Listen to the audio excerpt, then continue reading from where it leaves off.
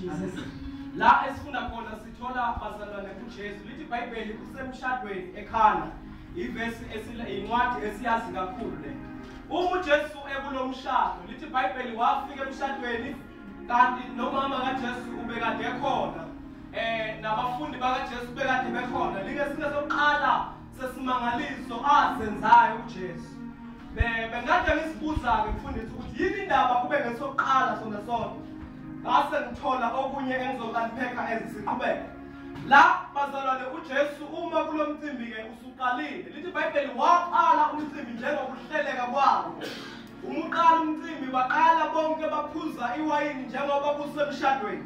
And ngokosiko lwaIsrael bekunemshado lingekho iwayini.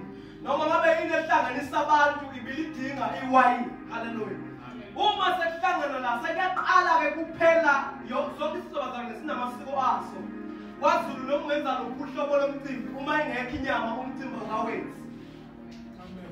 Noma ungababiza noma ungenza lokhu uhlobo lephathi uma ingekho inyama lowo mcimbi usuke ungakawenzi. Ingakho uma ushada ke washada ngenyama ehambe yayela lapha esilaheni wangayihlaba inkomo ekhaya beke bethe abantu bani ubenze iphathi ngakithi. Kuyasho njalo kuthiwa ubenze iphathi ngoba uma kumshado sikhonele kutheni kufanele sifike nje bazalwane nengubo zethu zesiZulu sizokosa namagqoko njengoba sizoke sekwesenzile lapha sisenzile ephidi ngomhla ka-10. Hallelujah. Mina futhi kuzobe kuphethumese sizobe nqoba ngenhlelo la sizodla nabafanyana abangayifuni into eqotshwe ngenhlelo. So uma kumcimbi yonke into wonke umuntu bekade elindele ukuthi ke kube newayini kulowo mcimbi ukuze umcimbi uzothatha njengomcimbi oserious. Lithi ke iBhayibheli kwathi kusemnandi kunjalo laqala laphela iwayini.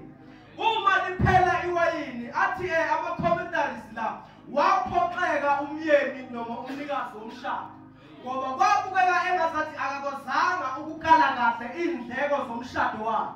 Wonke umuntu welindele ukuthi uma siya kulo mshado sizofike siphuze sidakwe ngendlela esifisa ngayo sibanjwe iwayini kungapheli siyoze silishiye.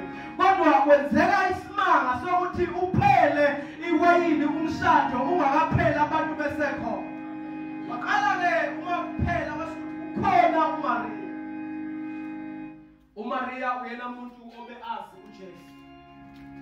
Lithi iBhayibheli umama kaJesu wathi maqala liphela iwayini wabatshela ukuthi noma seliphelile iwayini kukhona umuntu okwazi ukushintsha into ethile ayenza iwayini. Ngoba umsebenzi kaJesu umningi bazalwane ukuzoshintsha lokho esikubona akwenze kube extraordinary. Uma bengakhuluma nabaPentecost nabasengizwini umsebenzi kaJesu uzoshintsha lokho esinakho akwenze kube extraordinary. Hallelujah. Uzoshintsha kulento esibonayo ayenze ibe ngaphezulu kokubonwa ngabantu. Ngoba uzodwa uJesu uthi njengoba lithi iwayini seliphelile asekhona yini amanzi. Base bephendula ukuthi kukhona amanzi. Wathi akathatha lawo amanzi niwagcwalise emagumuleni noma embizeni. iBhayibheli bathatha ishiza bagcwalisa amanzi.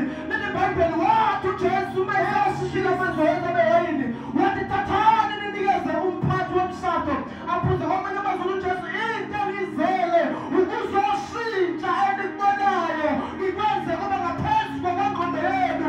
Ukuzoshintsha yakho ikwenze kube ngaphezulu kwecapacity enayo. Ukuzoshintsha kulento enibonayo encane iyenze ibe ngaphezulu kwamehlo enu. Jesu siyabona uJesu Hallelujah. Ethile sekhona uJesu ufike empilweni zethu.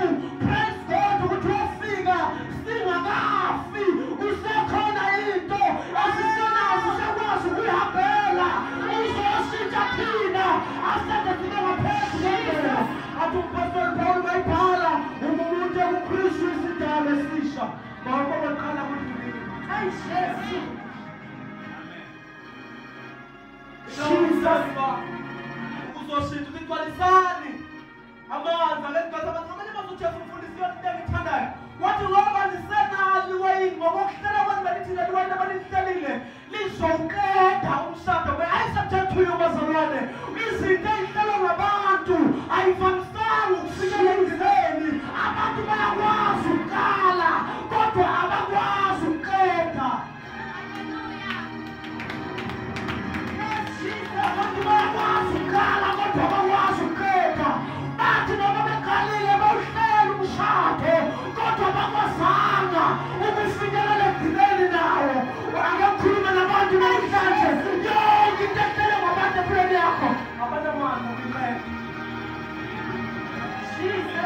uyena wazuqeda into ayiqalile, uyena wazuqala bese ayaqeda. Ingakho incwadi yesambulo ithi I am the Alpha and the Omega, the beginning and the end. Akakwazi bazalwane basho ukuqeda into, kodwa uNkulunkulu mayeqalile into uyakuyiqeda. Bangaba nezwi lokuqala abantu empilweni yakho, kodwa ngeke bebe nezwi lokugcina. Bangaba nezwi lokuthi awusoze waphumelela, kodwa ngeke bebe nezwi lokumelana nempumelelo yakhe esefikile uNkulunkulu.